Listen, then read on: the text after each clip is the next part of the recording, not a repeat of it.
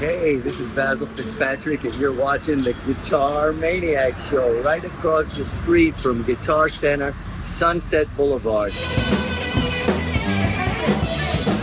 this is a tribute to my brother, my buddy, my brother in guitar, Jamie Mitchell.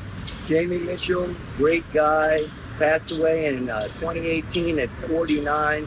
Amazing musician, amazing editor, amazing songwriter, great voice, multi-instrumentalist. Taught me so much about the guitar. We started this program 5, 6, 7, 8 years ago in his apartment in Hollywood. And we used to do it on the radio, mostly classic rock, so on and so forth. And we interviewed Michael Grimm and a few other guys. Well, today we're doing the Guitar Maniac Show live out here on the Sunset Strip. We're going to be interviewing David Neely, and he is just an amazing guy. He's been everywhere from Nashville, Waylon Jennings guitar player. It's really going to be fantastic. Again, this is a tribute to my brother, Jamie Mitchell. Wonderful guy. God bless you. God rest your soul. We love you, Jamie.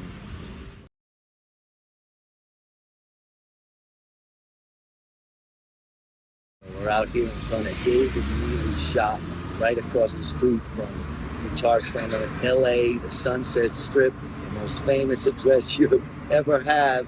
If you want to come down and check this guy out, David Neely, he is the greatest guitar technician, manufacturer, worker. He's also a Waylon Jennings guitar player, by the way. Come on down to 7424 and a half Sunset Strip, right across from the world famous Guitar Center, and get your guitar fixed up by David Neely, or get a guitar made for you, or have one put together, or just come in and talk to the guy. He's got a tremendous, rich history. You're gonna love it. Oh, there we go. God bless. The neon just came on. That's what we need. GuitarManiacShow.com. GuitarManiacShow.com. Very excited to bring you to David Neely's guitar shop here on Sunset Boulevard. You got to check it out. It's really cool. I'm backing in just because I want you to see the neon signs that he's got. This guy has a great history of rock and roll. The man is a walking encyclopedia about pickups and guitars and so on and so forth. I just want to show you his shop a little bit. This is where he's doing all his work. And this is from right across the street from Guitar Center. If you guys know, you can check out his workbench. That white guitar, he made that one on the wall. The others, David? He made the white one. He made the white one by hand, guys. Check it out. Yeah. By hand. It's called the Apache? Yeah. Awesome. Look at it. Amazing. So look at David's shop here. Look at that beautiful neon. We're right across the street from Guitar Center. If you can see that, right down the block. And of course, everybody comes here to get their guitar fixed. Go to his website, Neely Guitars. And if you want to email David, it's David at Neely Guitars. He's here at 7424 Sunset Boulevard, right across the street from Guitar Center. You're going to love this, guys. He's a great guy. I'm here with the world famous David Neely of Neely Guitars. This is such a great interview. I've been so excited about. David has met everybody and knows everybody. But besides being a master guitar technician, a great player, Waylon Jennings guitar player, and many more, this is David Neely. Hey, David, how you doing? Hey, everybody. Doing great. Get my day started. He's got an amazing story. Grew up around Nashville, Tennessee. No, in Nashville, John. In Nashville, Tennessee. Born in Nashville. Born in Nashville on that blizzard day. It was a blizzard. Nobody wanted to come to the hospital. They were really pissed off. So David starts playing guitar as a young person, exposed to music, exposed to country music, exposed to all of that. In the family, you had people that were interested in that kind of stuff. Basically, he starts playing guitar. Starts working on guitars at the age of... About 25 years old with Bill Lawrence. Wow. Now, Bill Lawrence is a famous figure in the Gibson community and in the guitar community. And bigger than that, Bill Lawrence is a German guy from Cologne, Germany, and played for the troops when they were there during the war. World War II, yeah. And playing in the USO kind of trip. And then they allowed him to immigrate to New York, 1965. So he was making pickups with Dan Armstrong, 1965. And one day I was in a music store, 1975, and trying out amplifiers. And, plugged in, trying them out. And all of a sudden there's this big guy, and he says, "Do you play?" I said, "Yeah, I'm trying out amplifiers, man." He said, "Did you know Gibson is moving to Nashville?"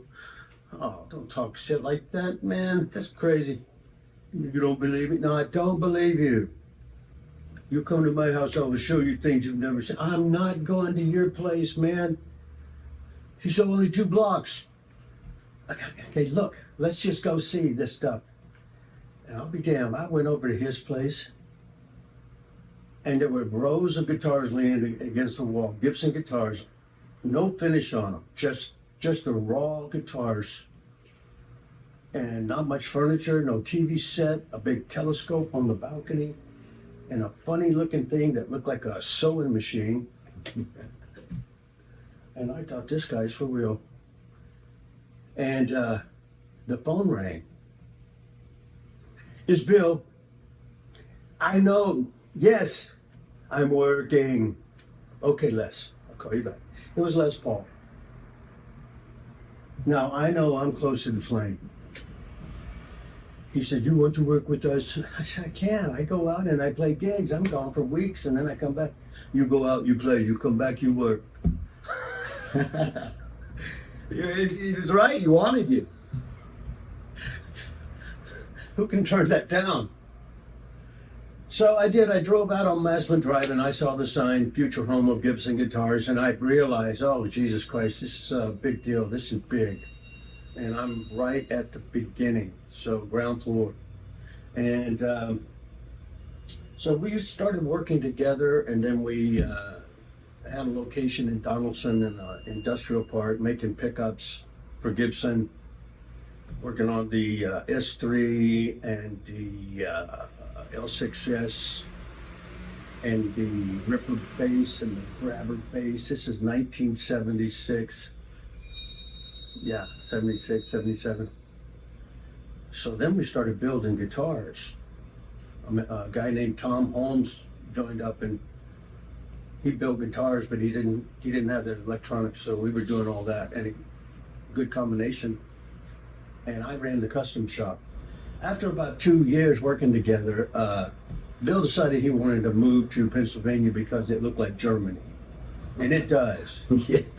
You go up around Lancaster, it does look like the area of Germany, around Cologne, around the Black Forest. I've been there.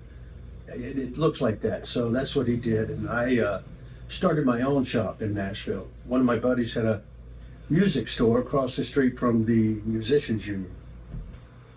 So I was doing repairs for everybody, and Chet Atkins and all these famous Nashville guys were coming in, and it was just great. And I was one of the top guys in Nashville at that point.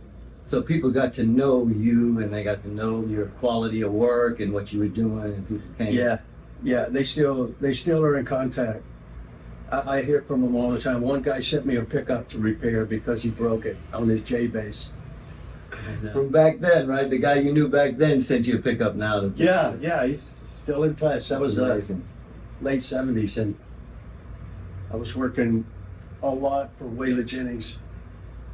One of my buddies had gotten into his outer perimeter of people, or inner perimeter, and was bringing me all Waylon stuff and everything, and all those leather covered guitars. You know, they were like broadcasters in Telly's 51. And Who did all that work? Put leather on top of the guitar. That's why. they found some guy in Arizona, some guy in Phoenix, that did all that stuff, because Buddy Holly did it first. Did he really? I didn't know that. Yeah, on his acoustic, he wrapped it up. Buddy did it himself in high school. He did all the leather tooling. Wow. Mm-hmm. So much more to Buddy Holly than I know, you know. I didn't get to meet him. He died in '59, I think it was, and I didn't know the Crickets until late '70s, 20 years later. When you were playing with the Crickets. Yeah, and I was touring with them. Touring with the Yeah, Crickets. so I started touring with them in '78. Waylon told me, "Hey, Hoss, I need you. I need you." Yeah, well, you know what? I got business to run. He said, "Yeah." He turns everything down, and then they bring him in. Waylon Jennings wants it. He said, "Yeah, you know, my guy left me. I was his tech guy. I was doing his tech work." And I said, "Wait, I don't think you can afford me, man. I got this business going." "Oh, we'll see about that." So he made me an offer I couldn't refuse. He had already treated me like this before on a limbic bass I had I bought it from Don Williams, and it was a one of a kind. I bought it cheap, and then Waylon called me at home and said, "Hey, Hoss, did you buy that bass?" I said, "Yeah, I bought it. I got it." He said, "I want you to bring it down to the studio. I want to hear it." "Oh, okay. Well, right now I'm having dinner with my girlfriend, and we'll be down here about 8 o'clock, okay?" "Yeah, Waylon, 8 o'clock." So I went down American Studios in Nashville and brought that Alembic. It was too much bass for Nashville. Those guys had that, you know, the Bender bass and a doom, doom, doom, almost everything. And actually, Waylon had the best bass player in town, Jerry Bridges. And Jerry was cool. He was hip. He's from Muscle Shoals. And he knew that Alembic bass was going to be badass. And we hooked it up stereo into the console. And it came out through those A7 speakers mounted, you know, and it just shook the room. And he looked at me and he said, "You know, you're not getting out of here with that bass." Probably changed his whole recording, you know, probably made his whole recording. You know what? They used it a lot. They didn't take it on tour. And I think it's still in the estate. I think they still have it. Wow. And it comes from you. Yeah. A lot of things like that. So you're playing with Waylon, you're doing things, you're getting a reputation for, you know, being just a fantastic builder and innovator. You also have an electronics background. You went to college and you studied a little bit of electronics. So that really makes a difference when you're hooking up pickups and amps. And there was a guy in town named Dumble, Alexander Dumble, who did the amps, and it was a whole thing with the electronic signal and where it goes and how the amp is. Yeah. And there's a guy. I don't know. I know Howard is really good with that, or was, you know, before he passed away. But I'm not sure of his training. I've got a degree in electronics. Oh wow! So it's a little higher than that. I don't know. I don't know where. Well, his dad was an engineer and so on and so Well, forth. that helps. Yeah, but David Lindley is the guy who's playing the slide guitar on Jackson Brown's "Running on Empty." Damn And right. they played that just when I was a kid. They just played it nonstop. Yeah. And it has a different sound and feel to it.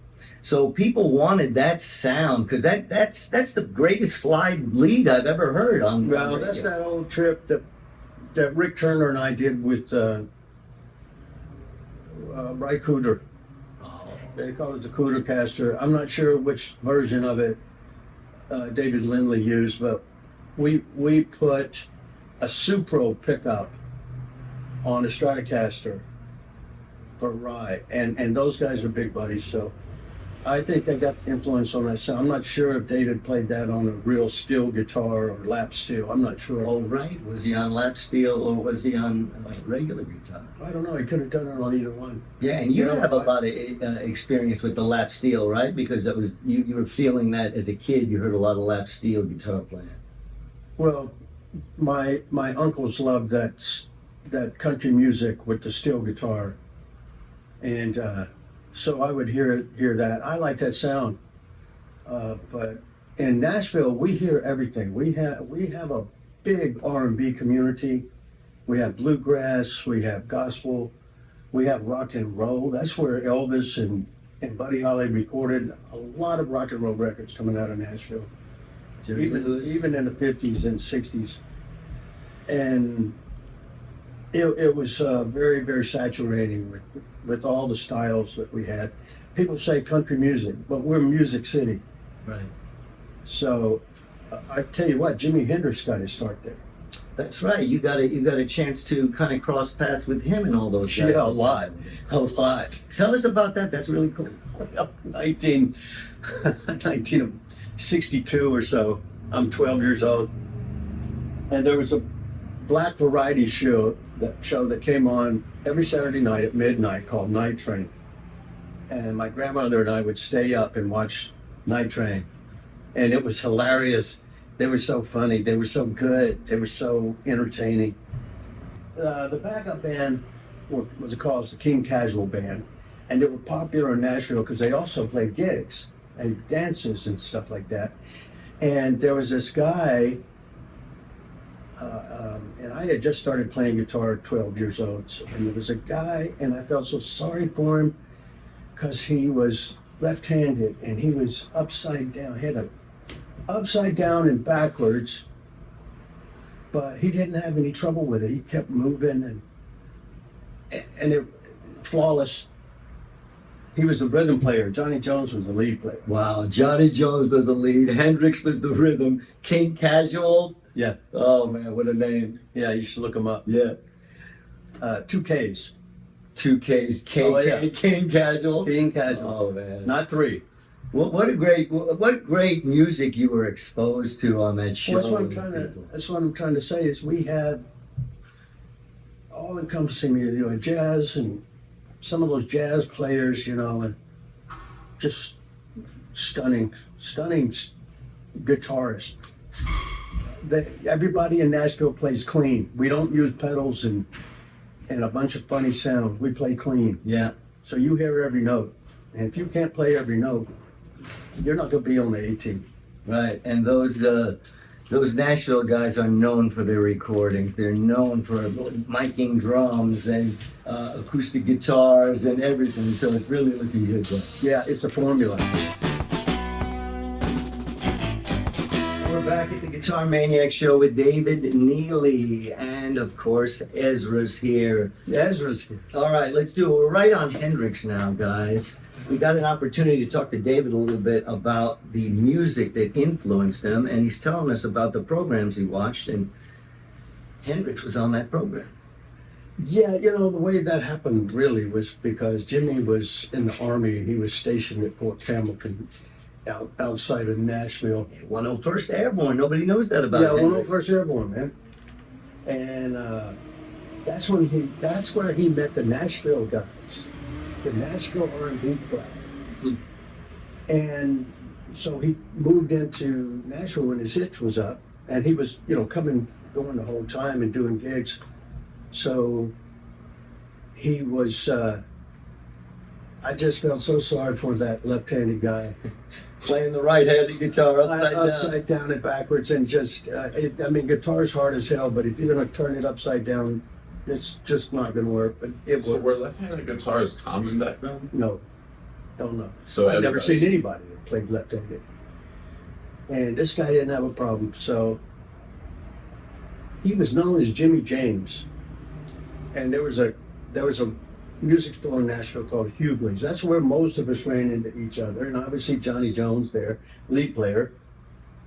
Jimmy played rhythm, yeah. upside down Telecaster. And one day we had a little amp repair shop. This black dude that lived over off 12th Avenue, he worked out of his garage, and he would do all our amps. And I pulled up and I saw his car, so I got my amp out and I knocked on the door. Gerald Brown, his name. He said, "Come on in." And there's Johnny Jones. "Johnny Jones, man, David Neely, it's good to meet you. I felt so sorry for that left-handed guy in the King Cat." He laughed and Gerald laughed. So, "Do you know who that was?" And I said, "No, I still don't know who he was, but I left-handed." He said, "That's Jimi Hendrix." And whoa. Yeah, Jimmy James, you heard it? Yeah, I heard of Jimmy James. That was him. And then he went to New York, and then he ended up in England. But Billy Cox still lives here. Wow. So we were exposed to heavyweights all the time in Nashville. Heavyweights from all over the world. They come into Nashville to record, and just being that Nashville scene, it's still the same way. It's big Nashville music scene, bigger than ever, but not the quality that it was then. When it was that innocence in the 50s and 60s, everybody was genuine. Yeah. They were not theatrical. Nobody was wearing scarves around the neck and acting like that. Look, we're in Tennessee, we're not cowboys. We're farmers. There's a difference. I mean, the work is still the same, outdoors, but farmers don't really have herds of cattle. We have crops, and we have horses and pigs and cows and dogs and goats and cats and chickens. I hate chickens.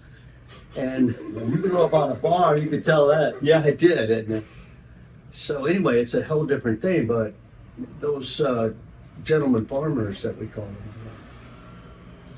that's the backbone of that whole part of the South.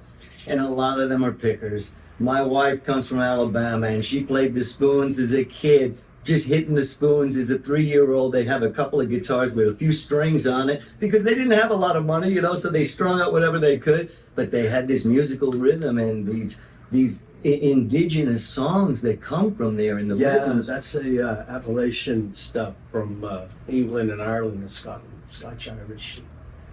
They brought that over. So Nashville now has become like a hotspot for players of all kinds, you know what I mean? Especially like even myself when I was doing Zydeco.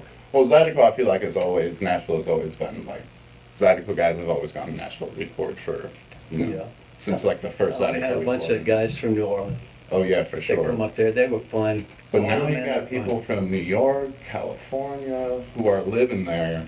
Like now it's almost become like like New York or like LA.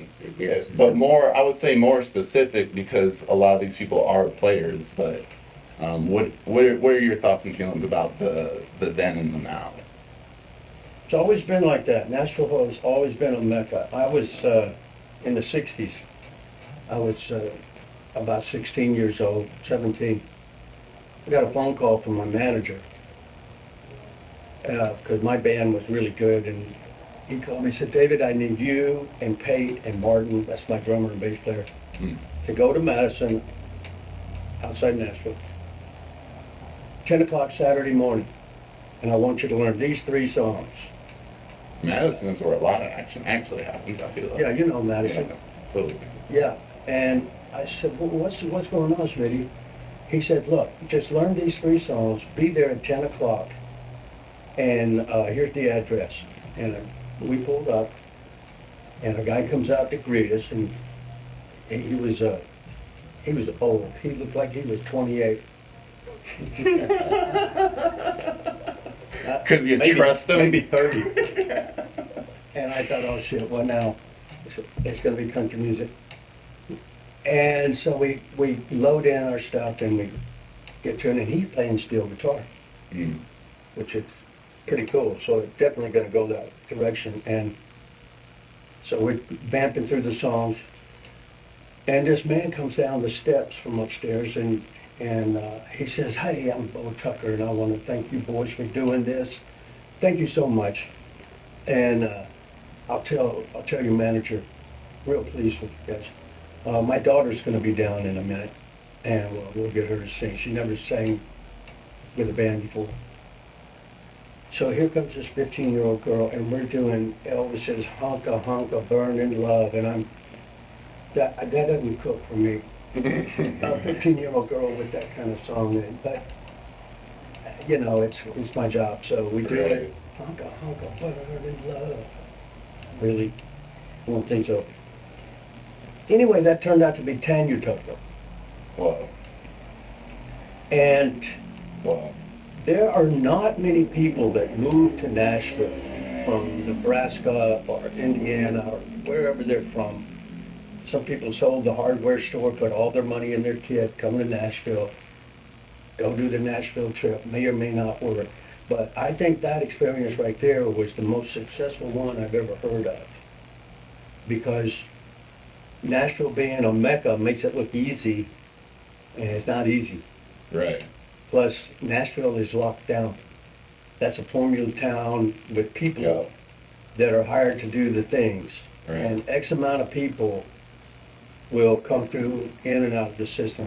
But that's the way it's always been. Nashville was always a bubble for us because we had everybody there. Right. I mean, you You could. didn't need anybody. No, you'd go to a gas station, there'd be Marty Robbins filling up his car. It's amazing. And you'd drive by Chet Atkins' house and he's mowing the yard and smoking a pipe and waving, you know. And they were just people, we're neighbors, we're in the bubble. Right. We had our own food products, Marble Bite Country Self-Rising Flour, and Odom's Country Sausage, and Google Candy Bars. That was all Nashville stuff. So we didn't really acknowledge the rest of the world, but it would come to us, It would come. you know. And Yeah, you I was get, one of those people for sure. yeah, good. Totally. But I never really came to aspire to make it. I came to learn because just like when I went to New Orleans, I was like, well, there's great people were like, if you want to like see some great players or learn from great players, go to New Orleans. Fabulous. Then they were like, yo, if you want to see some really great players, but mostly on techniques like Nashville tuning, things like that, Nashville numbers. I didn't know about that Wow, stuff that's before.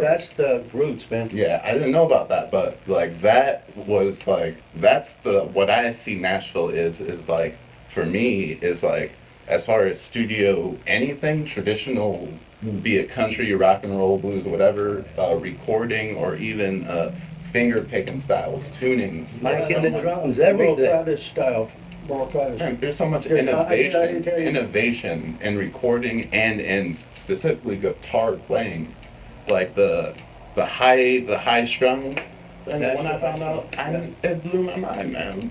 It's I real. thought I had to do all these crazy voice-ins to match all this. I was like, these guys are No, man. they're working smart. You know what I mean? They're working smart. I'm working hard, and that's what it really is. It's about what you know, and that's why that's like. Well, that's why- if you're part of the city, especially if you're born there and you have a farm there, you're pretty much gonna be getting a lot of help. But you're gonna Yeah. do your work. I mean, Right.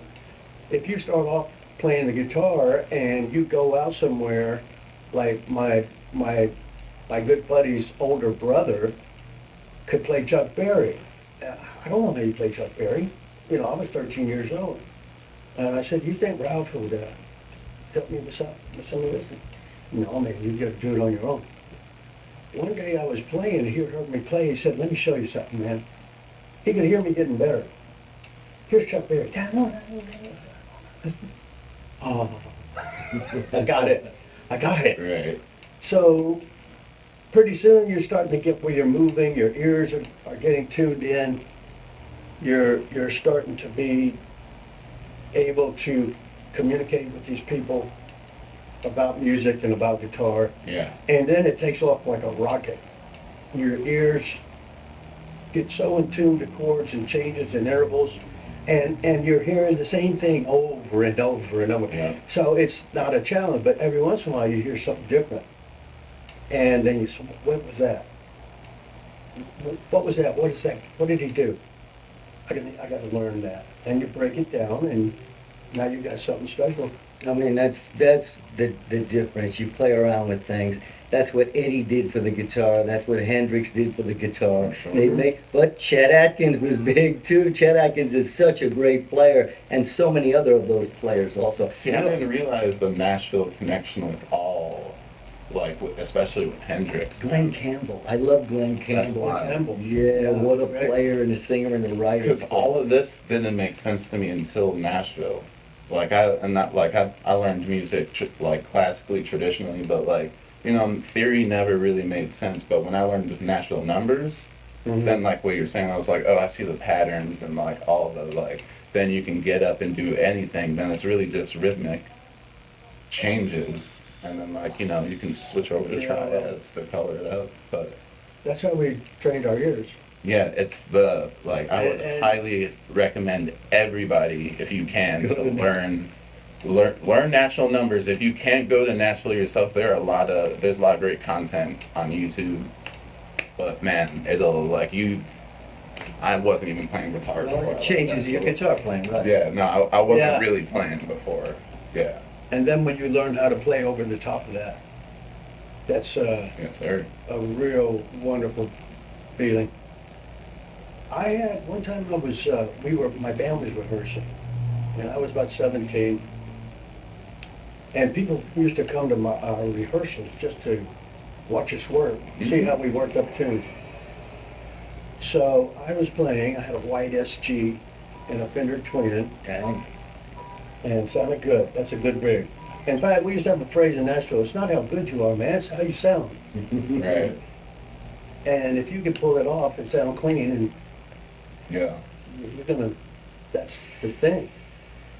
And so this one kid, he was about 16 years old, he'd been playing a few months.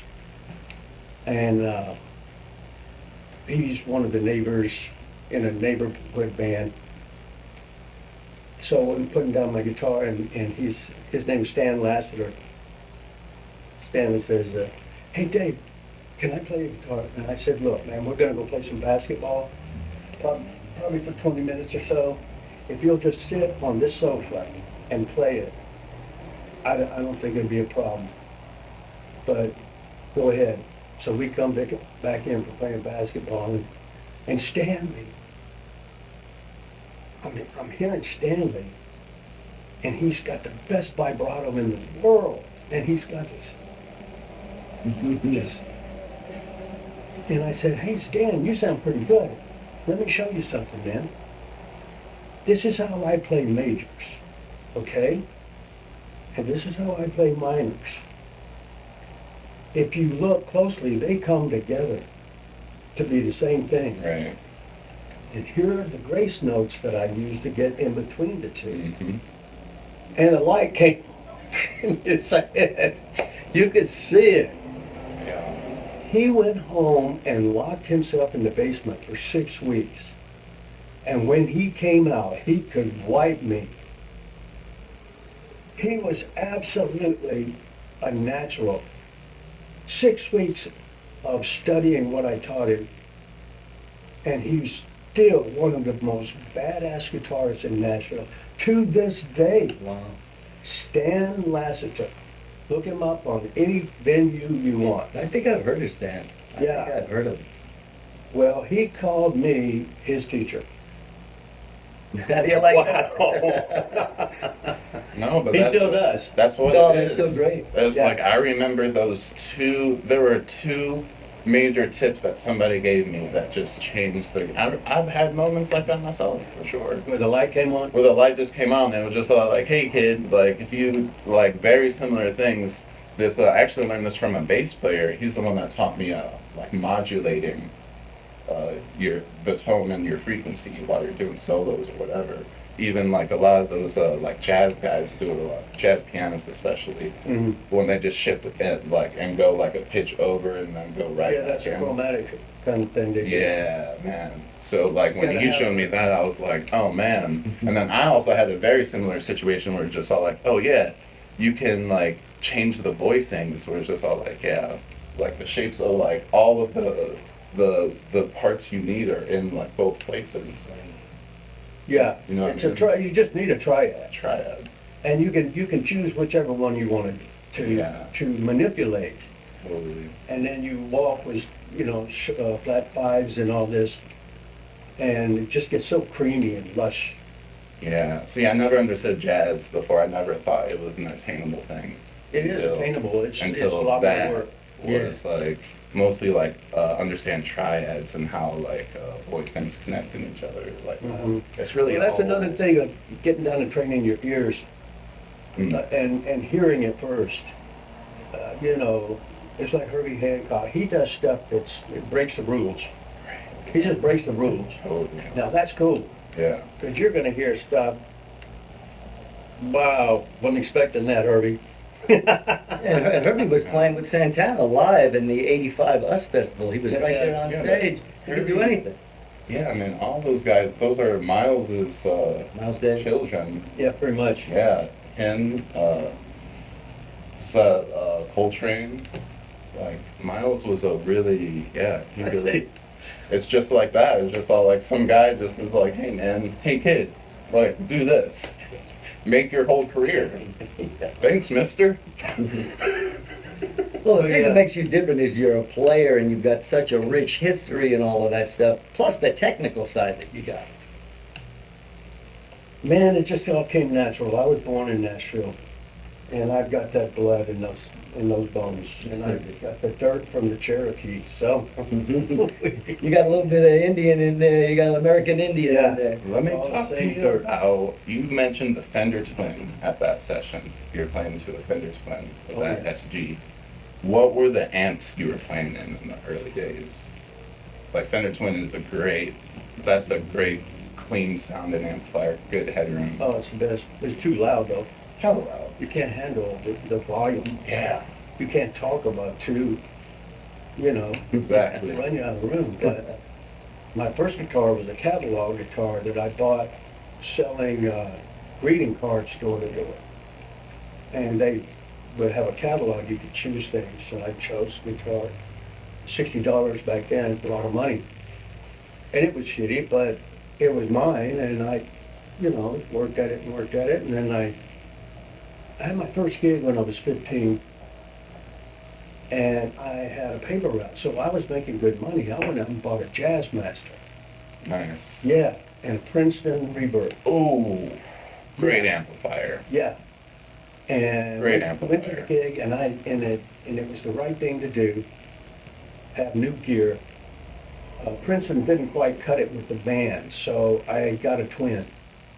Like the Princeton was loud enough?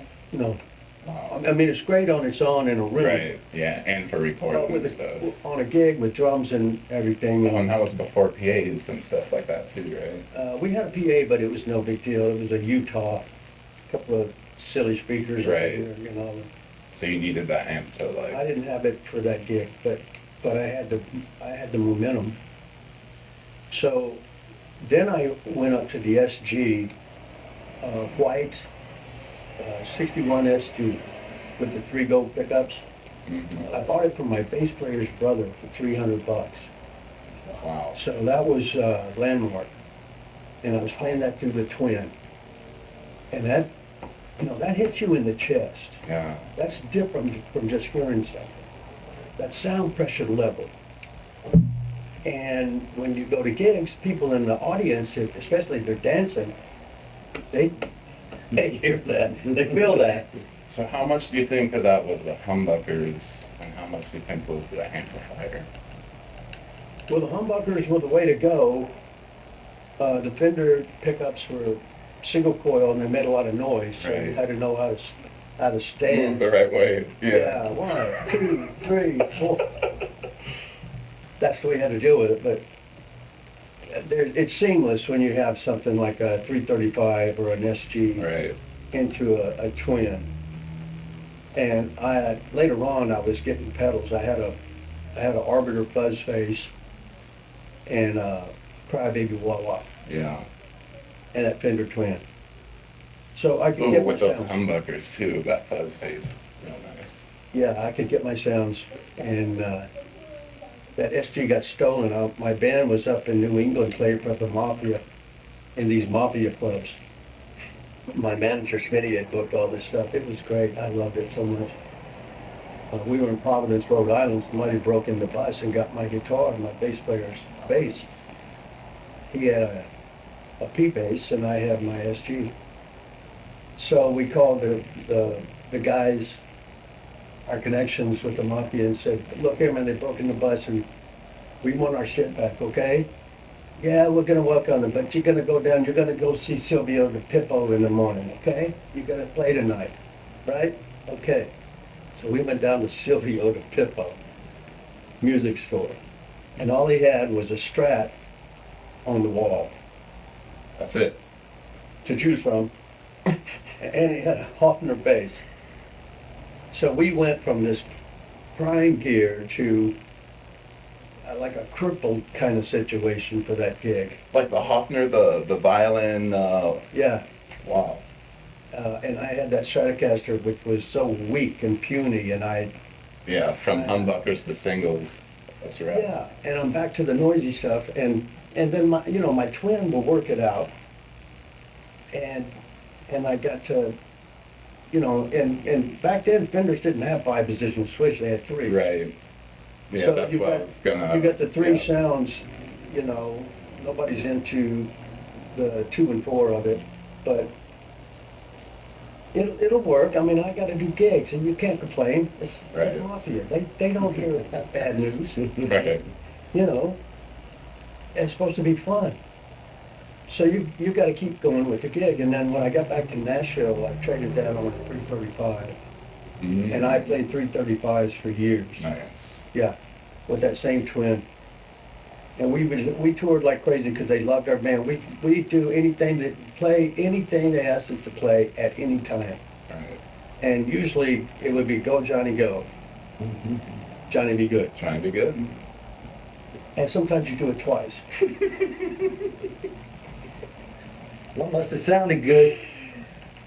Well, it's a thing about they're watching the audience and they're watching people dance. That's the whole trip. Right. They want them dancing and drinking. And that's what I wanted to do. I mean, my favorite music was R&B. We play Sam and Dave and James Brown and Otis Redding and all the stuff, Mustang Sally and songs like that. I love playing that People because still want to hear Mustang. yeah, that's when you get to be the guitar player like Yeah. Jimmy was, the rhythm. And I got my drummer and my bass player over here, and we're just locked. Jam, like playing shotgun. Put on your red dress. Yeah. Ah, Get to hopping around. ooh. That's what I like the most. Mm. I mean, we would do all kinds of styles because we were back in the South and playing colleges throughout the South. And you're playing at a fraternity party. You never know what they want. You kind of have an idea going in, but they basically want R&B. But So you had to be ready to play anything. yeah, we could probably play 300 songs. Wow, that's amazing. Yeah, but we're professionals. Right. We're musicians. This is what we do. We don't work at the furniture factory. Right. Somebody else works at the furniture factory. We play gigs. And we go anywhere in the world to play gigs. Man, I will tell you, I wish more players had that tenacity. They don't have it in LA. No. Yeah, it's When a I different moved scene to in LA, there. Different scene, yeah. It's They real different. they don't have the incentive. Yeah. And I found that so shocking. It's still choppy. That's great, though. You see the difference between the LA scene and the Nashville and the players and what's going Night on. and day, man. And that's a great, way to do it. People are going crazy coming to LA, paying money to play the whiskey. I mean, it's kind of a joke, I never paid money to do gigs. No, you don't do that. No, we knew how much we were gonna make going in. We'd do like a 2-week run in a place. And when you're playing for the Mafia, they love you. They set you up for 2 weeks over here, pretty soon you're just 6 or 8 weeks before you go home. Right? Now, that's what I'm used to. I don't want to hear about, hey, we have a gig in a couple of months. What are we gonna do in the meantime? Yeah. What's that about? No, we play every night. No, the way it is now, I mean, for guys like me, I gotta have. This one dude told me, so because like you gotta have 5 projects going all the time. So I try to keep 5 things going all the time, and that is about enough. But back east in Lafayette, Louisiana, Oh, I had too much. I played with the Chambers brothers. Mm-hmm. Had too much. Like there was no time to like go out to like, you know what I mean? And then they were going. I met them in Rochester, And they're out here, too. and they were all like, oh, this they heard that like this like black fella could speak French, plays guitar pretty good. Mhm. So they were like, so they had somebody send for me, And I thought I was just playing one show with them, and they were like, "Get on the bus." And that's how I ended up. And that's how I ended up out here. Hey, that's a good story Yeah, too. totally. That's how I ended up out here on tour. Yep. Yep. So, And you come to LA, it's a little different. well, I was 1984. I had outgrown Nashville. I didn't realize it at the time. I just knew that things were changing. Well, first of all, there was a new town called Branson, Missouri. That was a magnet for a lot of Nashville acts because it was like a Las Vegas on a strip Oh, that just got developed. And we didn't have that in Nashville. We didn't have the venues. So the venues were starting to be over in Branson, and people were going and doing, they'd have 6 months at a time at some casino or something, just like Vegas. 6 months. It Wow, was that's a run, great- just That's like good Vegas. work. Wow, that's amazing. Yeah. That's good, solid work. That's a good. I'll tell you what. I still think the casinos are the best alternate to this other pay-to-play thing. Oh, look what's happening in Vegas now. Everybody's going to Vegas and doing Yeah, what I mean, you go out here at Palm Springs and some of these other places, the casinos, that's good work. Yeah, I mean that's what I've made a living off of avoiding major cities basically, because it's just like you also got to think about it's just like that's where they see everything. People in LA, they see so much, they're tired of stuff. You go out to the IE, you go out to like even like Palm Desert, Joshua Tree. Those people are glad you came. Hey, you can pick a guitar, come on in. Yeah, totally. No, well, I mean, those are people that go out and like there's not a lot going on also. So you're genuine entertainment. Here you're going to be fighting for, You don't even play much. Yeah, you want people to show up so that they can get your money back. Right. Yeah, that's how it is. You come to LA, it's totally different. I came from New York, but coming from Nashville, I don't know. I mean, you got probably a lot of clients in the 80s and stuff, and you met a lot of people in LA, so it was kind of good in a way, but it really... No, it was really good because, I was basically on tour with Waylon, Jennings and the Crickets. Awesome. Yeah, for years, from about 78 till about 81. Waylon went broke and we were on the road. We were in Arizona, I think, and he laid us off. And he asked me to stay with him and Richie and Jigger, Jerry Bridges, the bass player, to finish up an album. So we stayed here for 6 more weeks. But he sent everybody back to Nashville. And I had a Mexican girlfriend here in Pasadena, and I would bop back and forth. And I decided, man, I want to stay. I love it here. And she taught me how to speak Spanish a little bit. And I said, this is for me. What year was that? That was 1981. Wow. Yeah. Because we were in Phoenix at the Pantheon Studios. And we were going to record a record, the soundtrack. And it was going to be produced by, what's his name? Herbie Mann, what's his name? What, Pink Panther and all? Mhm. You know that guy? Yeah, Man That's sounds Moon familiar. River and all that. Oh, he wrote Moon River. Manning? Huh? Manning? Not Herbie Mann, that's flute player. I'm John. Yeah, but he was the guy. Yeah, but he was a ultra slick guy. And I was in the studio, sitting on a stool, and this guy comes in and, gotta get these names. And he introduced himself, and oh my God. He said, yeah, I'm gonna produce, and where's Waylon? I said, I don't know, but he'll be here, and he's getting his charts ready. So the band comes in, he starts handing out these charts.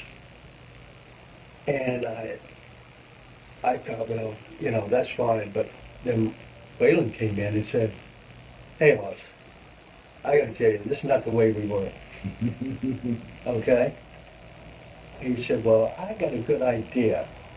Why don't I go back to LA and let you guys do it? And Waylon said, that would work. So he gets his charts, gets right back to him, flies back. So that's the way it's gonna go. And Waylon was right. He was right to say that right up front. Right. You know, there's no reason to experiment. So Especially studio money, all that. yeah, and then nobody's gonna be into it, so it's gonna be lame. That's You're right. The recording vibe on is tape. bad. The You're vibe- recording on tape too. Yeah, and it's gonna take a lot more work. So anyway, we just did it our way. And I was hanging out and this guy came in, herky jerky attitude, you know, like this. And he said, Oh boy. "Where's Waylon?" I said, "Well, I don't know you right now, man, but we're all here." He said, "You want to smoke some weed?" He had a big thing of weed. I said, "Yeah, let's smoke some weed. No big deal."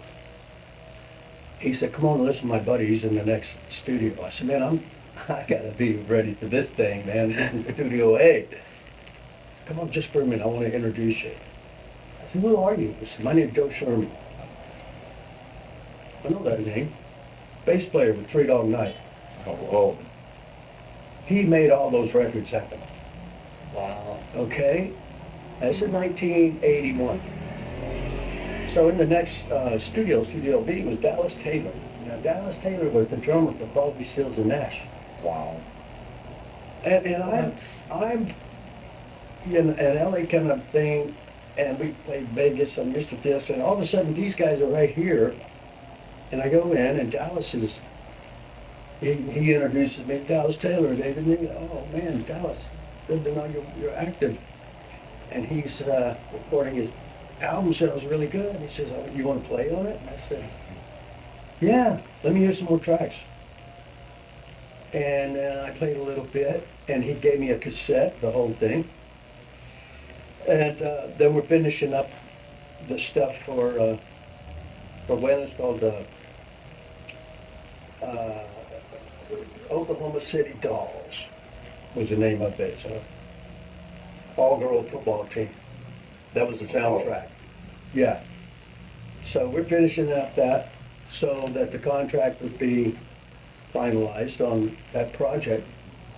And then it was time to go back to Nashville. I came back to California, stayed here for a little bit longer. And ended up out here for 6 months. And I had a girlfriend that had a Camaro. She loaned me the Camaro, gold Camaro. And one of my buddies out here was James Garner. A friend of yours. A friend of yours. Yeah. Wow, I had James phone Gardner. numbers. I had met so many people out here because they were Waylon fans, and I had phone numbers. right on. Crazy. Totally.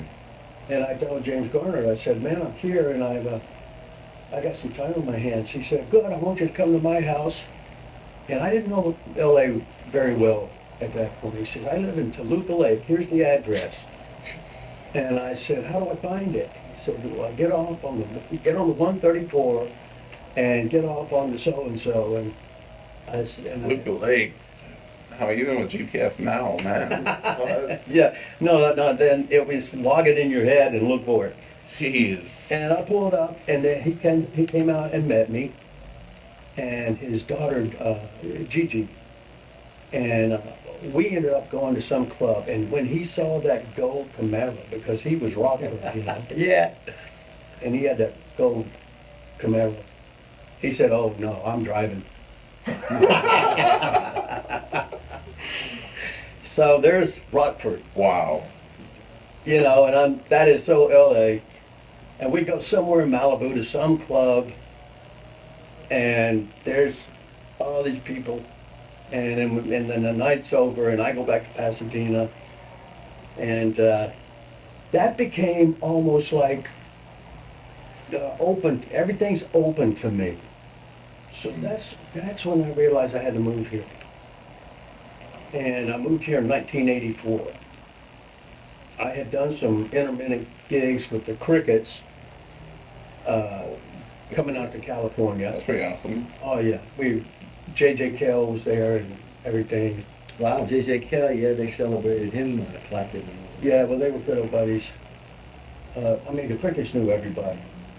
I mean, we'd be on the bus going from town to town and playing cards and drinking this god-awful shit called Texas red beer, which I didn't drink anyway, but especially not that. It's tomato juice and beer. Oh, they still, yeah. Yeah, What do they call it? Yeah, they, oh, I don't know what they call it. horrible, yeah. But this is early on, and J.I., the drummer for the Crickets, said, "Here, David Neely." He called me David Neely, never David or Neely. "Here, David Neely, drink it." I said, "I don't hate this shit." I know, that's why I gave it to you. Drink it and play cards. And the whole time I'm hearing stories about Little Richard and all the shit from the 50s and Dion, you know, all the 50s kind of people. I mean, over and over with all these stories. And to them, it was just life Right. happening moment to moment. But when you reflect on it, it's history. Yeah. But when it's theirs and they're the people that are there, it's a monumental kind of thing that stays in your head that way. And so when I decided to, in fact, I was at home in Nashville and I got a phone call from Dallas Taylor. He said, "David, let you know that thing about moving here. You need to move here now. I just got a house in Silver Lake with my wife, and downstairs is a bachelor pad, $300 a month." Wow. I said, "Okay, give me 2 weeks." And one of my buddies had a truck, and we came out here, and I brought my guitars and my dog and my stereo and a few clothes, and pulled up into 1335 Silver Lake Boulevard. Wow. And you know where that Yeah, is that's what because he was lived in right Silver down Lake there. up to a little while ago. Oh. Just right off Sunset. Yeah. Over by the Tropical Cafe, you know? Yeah. They're right I there. love it. I was on Benton and what was that? The Benton exit and yeah, right off of Sunset. Yeah. Right there. So I had made my move.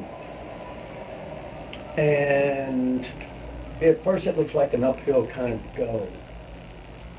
But then I was meeting more people and going through this wonderful adventure of everything. We went to a session, 1985, with the Motels. Oh, yeah, they had that big hit too. Oh man, I love the Motels. And that they had a couple of songs like "Suddenly Last Summer" that tripped my ears because it's diminished. Most of it is happening in like a 1/7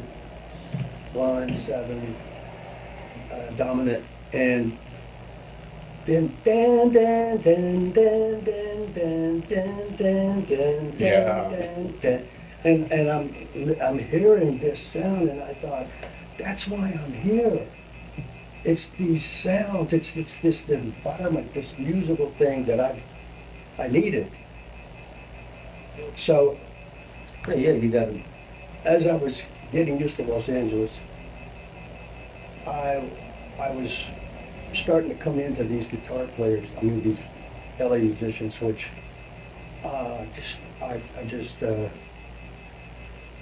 they ended up with what's called the fear of success. Fear of Well, you- success.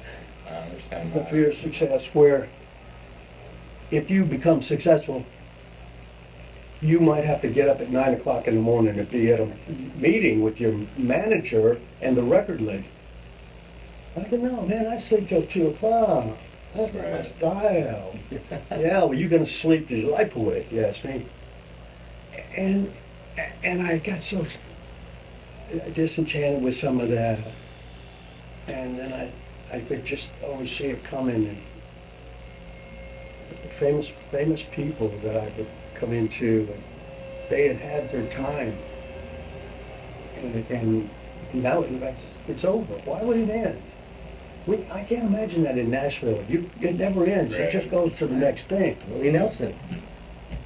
And so anyway, I started my shop here. I was working for a store in Westwood called Westwood Music, and I was seeing all the same guys I met when I was on tour. And here's Jackson Brown and David Crosby and that whole crowd. And so I was right back at home, my adopted home. And it just took off like a rocket ship. So then I realized, not that long ago, I had outgrown my own hometown. That's pretty cool. Yeah. So I set It's a up. bittersweet feeling. Yeah, but I still, I still have it. I've still got a house there. Oh, good. Good. Yeah, in East Nashville. Maybe that's what I gotta do. Uh-huh. I got a house here, I got a house there. Very nice. Yeah. And my shop here is the most enjoyable part of my whole journey. I'm 72 years old now. So I don't think you get a run like that. That's a legendary run. And you could tell David, he enjoys what he does. That's the difference. When you get guitar, I always tell Ez and everybody else, the band that's having the most fun sounds the best. And the band that sounds the best are the guys having a good time. Right. That's really what it is. Yeah, when it's you're all about, stiff. it's supposed to be fun. If you forget that, you're lost. So I gotta ask again. I'm obsessed with guitar rigs. What are you playing now today? What's your go-to rig? Well, when Dallas and I were recording, we recorded till started recording in about 2001. Okay. Actually a little sooner, 1998, and we had digital. Now digital was kind of okay, but That it was was kind of 16-bit. that was also that's at the time That's the where beginning. Yeah, that's the cusp. beginning, yeah. That's right at the cusp of digital recording, and I was willing to try it out. It made sense, but it'd be like mic and an amplifier. It sounded terrible. Mhm. And 16-bit, when it went to 20-bit, it started to sound okay. Right. And I came in the studio one day, and Dallas had this thing sitting on the console called a pod. And I said, hey, what is this, Dallas? He said, I don't know, just plug into it. I plugged into it, and it comes up on the speakers. Wow. Let's see what this is. All right, there's about 3 good Sounds sounds I like like. that pod, that little Yeah. red Yeah, exactly. It kind of Yeah. looks like a bean. amazing. So I You guys started, were in the studio with that thing? yeah. Wow. So I stopped using amps. Wow. I did the modeling. We had a Digitech rack mount 2120, which is like a pod on steroids. And so I started trying that, and there's some patches on there that amazing, amazing. And the good thing is, if you have to fix something, you don't have to try to match up your previous tone. You just pull up that patch, Okay. and they're seamless. Wow. So we were Wow.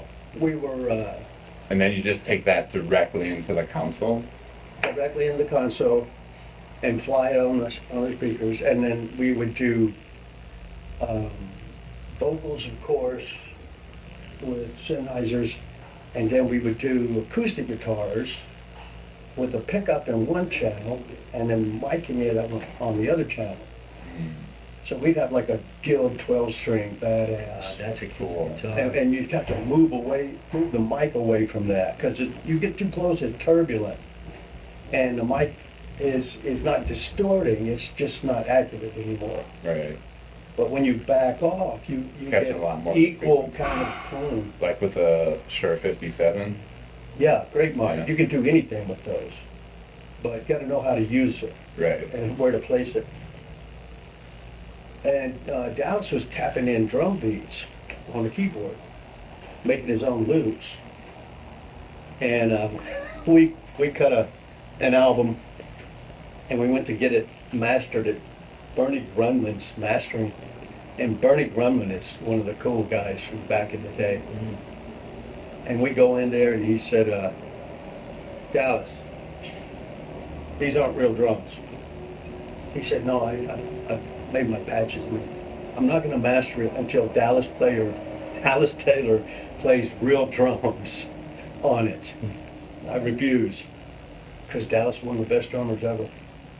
And he ended up doing it? Well, he wanted to be a front guy. So he wanted to be off the drums. So he downplayed the drums. Bernie didn't want any of that. Dallas Taylor, one of the best drummers. He is. He just passed away a few years ago. But he had a way of orchestrating his drums. Yeah. With dynamic. And he always knows what's coming next. That archetypal drummer is 1 in a million. Yes. 1 in a million. That's why Bernie sent us home. Yeah, man. There are some drummers that can there was. So you redid it then? He did the drum We track. had to, and it sounded so much better. And we made copies of the CD. I still got copies of it somewhere, and then we made some more tracks and another couple of things, and we started getting pretty good. We had a guy named Buddy Arnold, old-time sax player. I mean, from the 50s, a swing guy. And he knew everybody. He knew all the cats in town. So we'd get them to play horns. And we had some tunes. We had this one tune. I forget the name of it, but it was based on a lick. And one of the horn players says, I don't hear anything. And he's a trumpet player. And Buddy said, you're not supposed to hear it. We're supposed to hear it. Right. They'll hear it. Yeah. Let's just go. He was being obstinate, Yeah.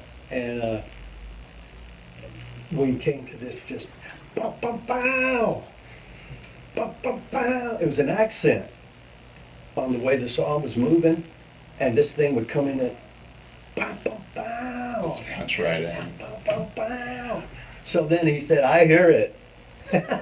Yeah, man. Horn arrangements are starting to get I feel like the band I was in Rochester was one of the last bands that I've seen in a rock and roll format have a whole section.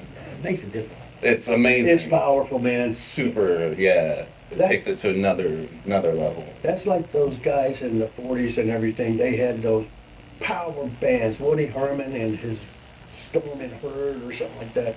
Yes, the Herd. Well, the electric guitar took out the saxophone and the trumpet. What's his name did that? The guy from the Stray Cats. That dude played with that whole full band. He's tours with them every year. He's got 30 people on stage. Yeah, that's a big sale. And you're right, the guitar used to be a subordinate instrument because it can't keep up with horns and drums and those guys. And after the war, because it had been on the back burner because everything was all involved with supplies for the war effort. So after the war ended, now those guys came back home and they had learned things through the military things like Radio Shack and hip components, that had been developed. So then there was this resurgence of people being able to go back in. So they came back and they learned probably low voltage electronics while working and dealing with the radios and all that stuff. Yeah, the transistor came out in 1952. So, people could. I never thought of 54, I never you got put Leo that Fender. connection together before. That's amazing. You have to learn, man. Things don't happen all of a sudden. This stuff That's takes amazing. time. Yeah. I mean, it's hard to explain the way history works, but nothing stays the same. It's just, it either gets better or it dies. Right. So when you're moving forward with people that are moving forward, and these things are being introduced and usable, now you take it for granted. So if you are over here looking back, you think there was a time that it's always been here. Yeah. It's not like that at all. No, when you're in the moment, you're not seeing all the pieces come together. You're just living in But it. if you'll take time to study how we got from here to there, Right. if you'll look at this building, this is 1906. Now, Wow. that's old for Los Angeles. I mean, can you imagine For all the 1906? earthquakes and everything. There, all the wiring is in conduit. Okay? It's not in the bonds. That's old school. Can you imagine that they didn't have electricity in the walls where you plug Right. into an outlet? Yeah. Well, look right here. No air conditioning. No, Right. nothing like that. 1906, and that sounds like, boy, they should have had all the cool shit. What? Right. That came later, man. Yeah, we're standing on the shoulders of titans. But I also want you had a great point. I don't want to like take away from that when we were talking about how the guitar came into prominence, because I don't know if a lot of people know that. Like even the wah pedal was created for a trumpet player. It was supposed to be like a Oh, really? that was the intended, and they I forget who the trumpet player's name was, but they put his name on it to sell it, but he didn't use it. But it was supposed to be like the muted trumpet effect thing that you just did with your foot. But that like technology like that with the amplifier like which allowed guitar to be like more audible is what like really like led to like guitar being where it is today, because like it's amazing. We would probably have more kids playing trumpets and True. but like the guitar is like, but also like the lute has been around for, you know what I mean, like in whatever form and whatever Yeah, culture. but I gotta tell you, Like man, it's that shape is like I feel like the guitar is it's a stringed instrument. yeah. Do you know what the first stringed instrument in the world was? What's that? A bow and arrow. Wow. And they played it? Wow. If you take a bow, I don't know if you've ever shot a bow. Yeah, like a wash tub. Well, no, you take a Yeah, bow. bow, it's got a string. That's for shooting the arrow, and you've got to calculate tension of that string to get the arrow to go this far. So it's physics. So the physics that took that was not really written on paper, it was Right. experienced. You know, if the guy's coming after you, you shoot him and he's dead, and that was correct. A measurement, Good job, you know? right. Yeah, Oh, for sure. but you can take a bow and just thump it like this, and it'll go boom, boom, boom, boom, boom, boom, boom, boom, boom. You gotta know it. Then flex it a little bit. You flex it, you go boom, boom, boom, boom, boom, boom. Oh, that's boom, cool. boom, boom. Yeah. Okay, there's tension on the string, that's changing the fundamental. That's awesome. It is awesome. And it's primitive as hell. Right. We're still just as primitive. Right. We're still just as primitive as a bow and arrow. Because it's all based on tension of the strings. Now, that's why you can't put guitar strings on a bass. First of all, bass got longer scale. Scale, It's yeah. got to go down a whole octave. And what's going to happen? Bigger strings. So those calculations, all that's based on physics. Every bit of it is physics. Wow. It's like So where the it's frets just are like placed. we're still just like pulling back that bow. Yes. Just be like, yeah, that's an E. Mhm. That's an E. Yeah, E and the A will tell you how far that arrow will go. Exactly. Yeah. It's so good. It's so good. Amazing. I tell you what, this has been so good, David. We could talk to you all day about everything. Maybe we're just going to do another Yeah, follow-up. maybe we should on it. come back. You know what I'm saying? Yeah. Because this is amazing, and he's got to work. He's so busy. He's got people waiting outside right Yeah, now. So this we're is going to great. go. We appreciate being with you, David. Come down to David's shop, 7472 Sunset Boulevard. Send him an email at David@Neely Guitars. You can ship your guitar to him. He'll fix it. You can call him on the phone. It's really a wealth of information. And David's a nice guy, so call him up. Yeah. All right. Thanks, guys. It was a privilege. Thank Pleasure. you so much. Such Yeah, a pleasure. appreciate it. Such a pleasure. Thanks, Basil. This is us signing off of the Guitar Maniac Show. God Back to bless. work.